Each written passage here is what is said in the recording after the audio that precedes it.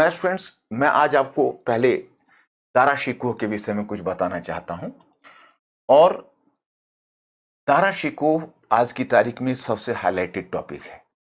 मैं उसके उदाहरण से सिद्ध करना चाहता हूं कि हिस्ट्री एक डायनेमिक सब्जेक्ट है। बाकी जितनी भी सोशल साइंस देखते हो उसी सोशल साइंस की तरह हिस्ट्री भी एक डायनेमिक सब्जेक्ट है। तो हिस्ट्री को भी नए नए लेटेस्ट डायमेंशंस को जोड़ने से आपके लिए टॉप पोजीशन प्राप्त करना आसान हो जाता है। दारा शिकोह बड़ा ही विलक्षण व्यक्तित्व है। अगर आज की तारीख में प्रत्येक इंडियन से पूछा जाए तो मुझे लगता है जितने भी बुद्धिजीवी हैं वो औरंगजेब के समानांतर दारा शिकोह की सराहना करते हैं। दारा शिकोह की अगर आप सामान्य उपलब्धियों की बात करोगे तो उनकी सामान्य उपलब्धि है, उनको लघु अकबर इसलिए कहा गया कि अकबर ने एक तरफ विचारों के माध्यम से इबादत खाना खोलकर हिंदू और इस्लाम के बीच एक एकता का सूत्र ढूंढना चाहा था। और वह था उसका धार्मिक रहस्यवाद, जो इबादत खाना में पहले तो उसने इस्लाम के मन को समझा और फिर सभी धर्मों के सभी धार्मिक पंथों के लिए इबादत खाना का दरवाजा खोल दिया और अंत में उसी का नतीजा था दीन इलाही। लेकिन दारा शिकोह उससे भी एक स्टेप आगे बढ़ जाता है। अकबर शिक्षित नहीं है, अकबर ने आत्मज्ञान प्राप्त किया। दारा शिकोह ने हिंदू और इस्लामी ग्रंथों का प्रचुर अध्ययन किया और उसने कहीं ना कहीं पुस्तकीय ज्ञान के माध्यम से दोनों के बीच सूत्र खोजने का प्रयास किया। दारा शिकोह का सबसे बड़ा प्रयास है कि उसने बनारस के पंडितों के एक समूह को अपने साथ लगाया। विशेषकर आप देखेंगे तो शाहजहां के समय एक खास जो ब्राह्मण है मथुरा बनारस के, काफी वो समादृत रहे हैं। तो उनको उसने एक ब्राह्मण समूह की सहायता से आप देखेंगे कि उसने बहुत सारे 52 उपनिषदों का अनुवाद करवाया जिसका नाम है सीरर अकबर।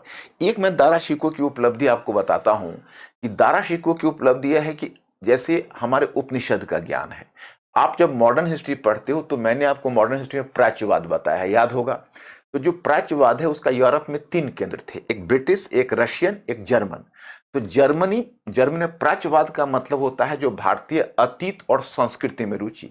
तो जाहिर है कि जो भारतीय प्राच्यवाद का अध्ययन करेगा वह जरूर भारतीय उपनिषद का अध्ययन करना चाहेगा, क्योंकि उपनिषद पहली बार या हमारे दार्शनिक उड़ान की पहला वैदिक आर्यों का पहला बौद्धिक और दार्शनिक उड़ान है।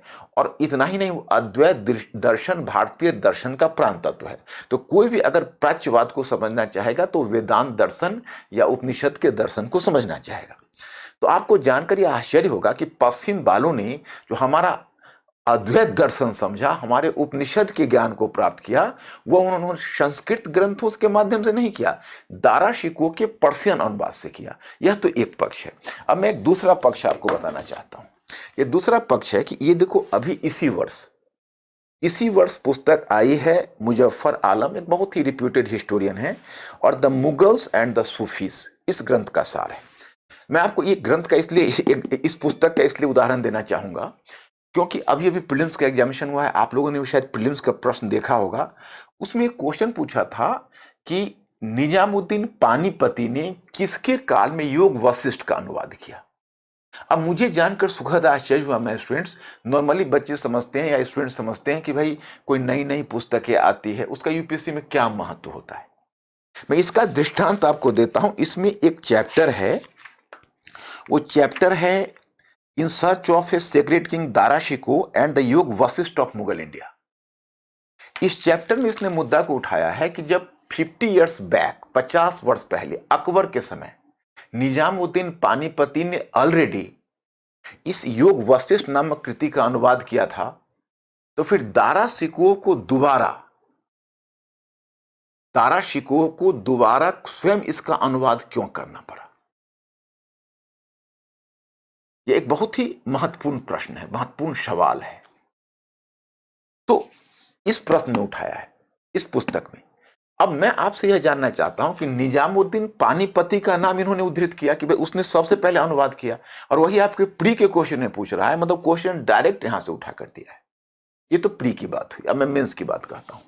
अब आज की तारीख में अगर आप दारा शिकोह की उपलब्धि पर लिख रहे होगे तो उसका जो मज्म उल बहरीन का सिद्धांत है कि सारी नदियां समुद्र से मिलती है, और आप हिंदू और मुस्लिम रहस्यवाद की बात करोगे और हिंदू और इस्लाम के बीच एकता के सूत्र ढूंढने की बात करोगे, ये बात उससे भी लेटेस्ट चीज इन्होंने देने की कोशिश की है।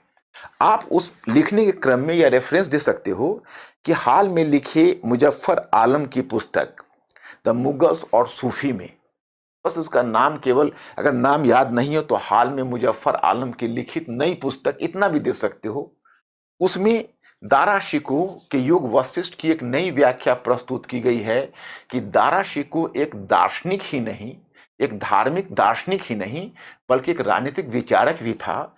योग वशिष्ठ का अनुवाद करने के पीछे उसका उद्देश्य यह था कि जस्ट अपने सिंहासनारोहण से पहले राम ने अपने गुरु वशिष्ठ से शिक्षा ली थी कि एक आदर्श राजा को क्या होना चाहिए।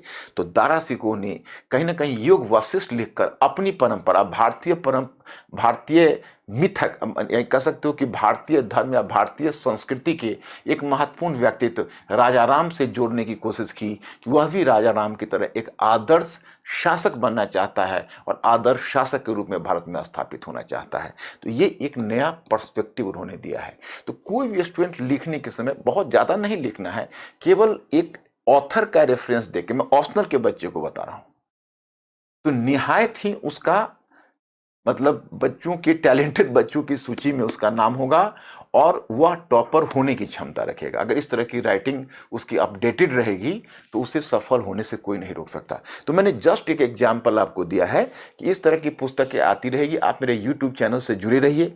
हम कोशिश करेंगे हिस्ट्री में भी, और हिस्ट्री के अलावा और भी अगर महत्वपूर्ण पुस्तकें आती है बाजार में जो आपको कोई एक नया पर्सपेक्टिव दी जाती है, तो मैं आपको बहुत सस्ते में, बहुत कम समय में वो पर्सपेक्टिव ही डायरेक्ट ट्रांसफर कर दूंगा।